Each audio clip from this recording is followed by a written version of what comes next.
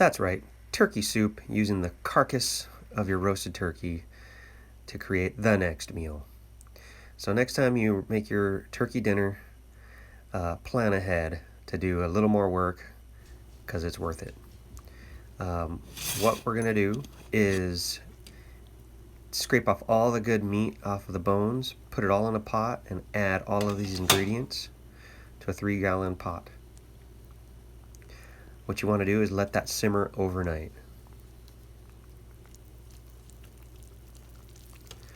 To do that, I would put it on the stove, bring it to a boil, watch it carefully. Once it hits a boil, turn your stove on as low as possible. Put the fan on above your stove and bring it to a very low, gentle simmer. And what's going to happen is the cartilage will melt away off of the bones. The bones will pull off clean, like you see here.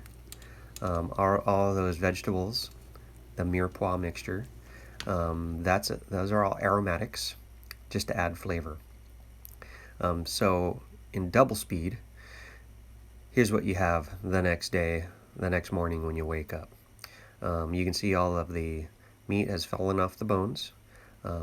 What you want to do is separate your broth from all of the chunkies.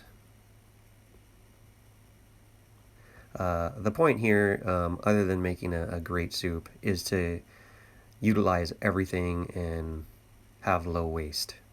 So a lot of people throw away your chicken carcass or turkey carcass, and that's just an absolute waste. Next time you pick up a roasted chicken from Costco or make your turkey dinner, those bones are the perfect opportunity to make a soup. Next thing you want to do after you strain, you can pick out all the meat, that's all usable, and set that aside. And here we go, we're going to start making the soup. Again, our favorite mixture of veggies, the mirepoix. Added some parsley in there for flavor, of course. And the turkey's on the side for a little later.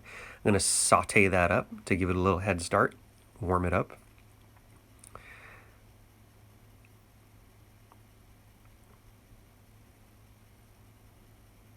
And you want to saute those till the onions start to become translucent.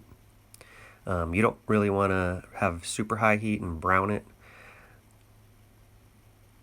And here's a little close-up of those onions starting to get translucent, and that's when you know you can start moving on to the next step. Today I'm just going to make a very simple soup.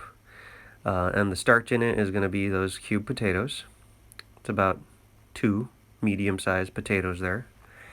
And of course the turkey meat. That was all the breast meat left over from our turkey dinner, family of 4, so there's a lot of meat left over. Everything else went into the fridge for leftovers or into the pot.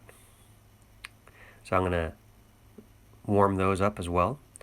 As far as the starches, you can use whatever you want, whatever you have available. Quinoa, brown rice, wild rice.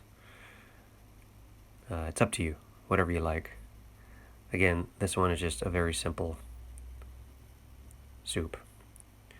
There is the homemade turkey stock going back in. Bring that to a simmer just to cook the potatoes and let everything come together. At this point, you want to just flavor it and make sure those potatoes are done, of course. So a lot of options for flavoring.